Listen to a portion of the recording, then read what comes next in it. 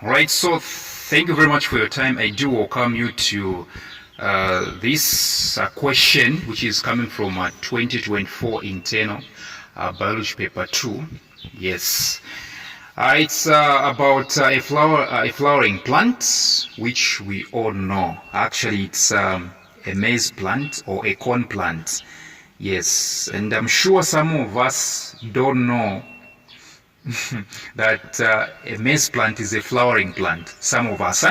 Today we have to know that a maize plant or a corn plant is actually a flowering plant. So ladies and gentlemen, please be with me, and I will come you for my WhatsApp tuitions to learn more. On YouTube, I repeat, on YouTube, it's simply advertising. I'm just advertising. Real lessons, ladies and gentlemen, are done on WhatsApp, not if pa YouTube.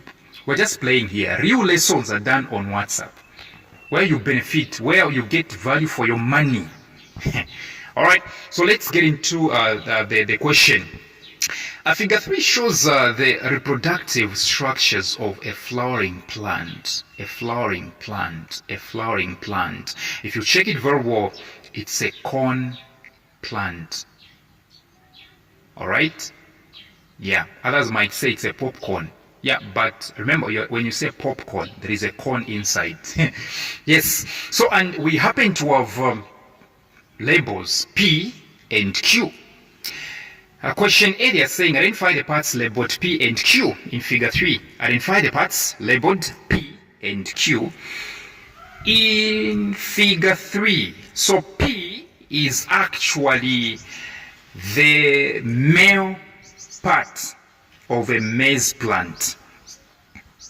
All right, it's a male part. It's called tassel. Tassel. Tassel. Yes. Q is not. Q is not. It's not what you might be thinking. It's not an ear. No. Q is a leaf blade. An ear is where the cob itself. Cobs rather, okay? That's where cobs develop from. That's where they are covered. That's the ear, the female part. It is also known as silk. But Q is actually a leaf blade. It's a leaf blade. Question B1, they're saying what method of pollination takes place in the plant in figure 3? In short, pollination is what? Transfer of pollen grains from anthers to stigma, right? But the question is, when it comes to maize plants, they do also pollinate. But what type of pollination takes place in maize? All right? You see, it's called wind. Right? It's called what? Wind pollination. All right? It's called wind pollination. Yes. Question B2, give 2 reasons based on the structure of the plant in figure 3 for the method of pollination identified in B1. Let me paraphrase the question.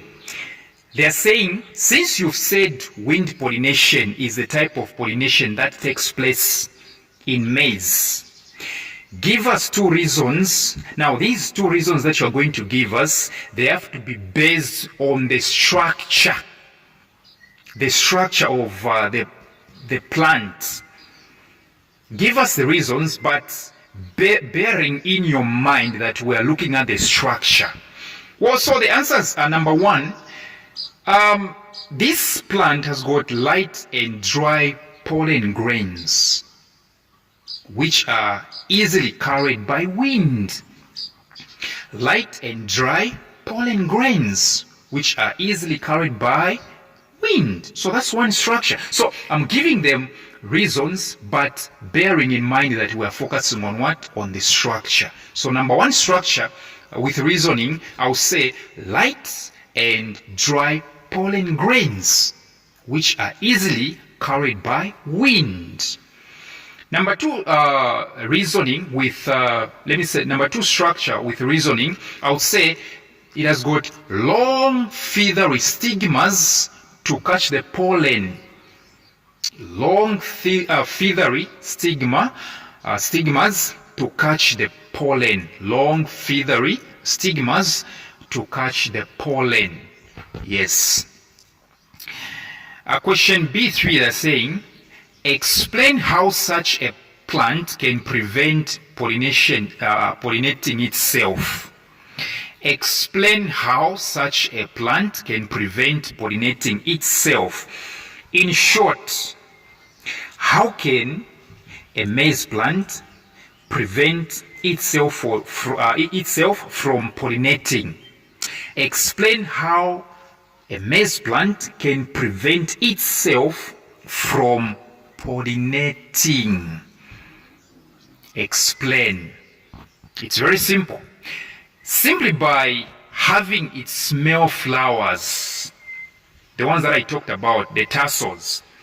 By having its male flowers, which are also known as tassels, mature slightly before the female flowers or the silk on the cob. By having its male flowers, which are also known as tassels, mature slightly before the female flowers, aka silk on the cob, which means a maize plant will avoid self-pollination, right, by simply maturing the tassels first before maturing the silk, the female part. Okay, that's one way. It will make sure that the tassels, the male parts develop quickly before the female part, the silk, can develop on the cob. Yes. Question C1, state the method by which seeds or fruits are dispersed by the plant in figure 3. State the method by which seeds or fruits are dispersed by the plant in figure 3. In short, they are saying, tell us the type of seed dispersal or fruit dispersal done by maize. And of course, the answer is very simple. Human dispersal. Yes, the fruit, the seed of maize are dispersed by humans.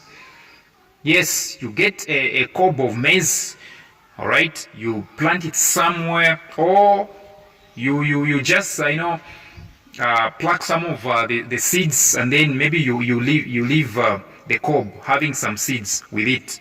They will develop there. That is a dispersal. So the answer is human dispersal.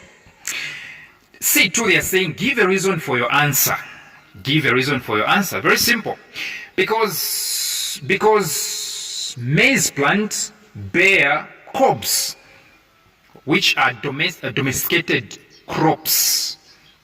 They are domesticated crops that cannot effectively disperse their seeds naturally. Right? Maize is simply a domesticated crop that cannot effectively disperse its seeds naturally, meaning humans actively plant and cultivate it in new areas, facilitating its spread across the globe.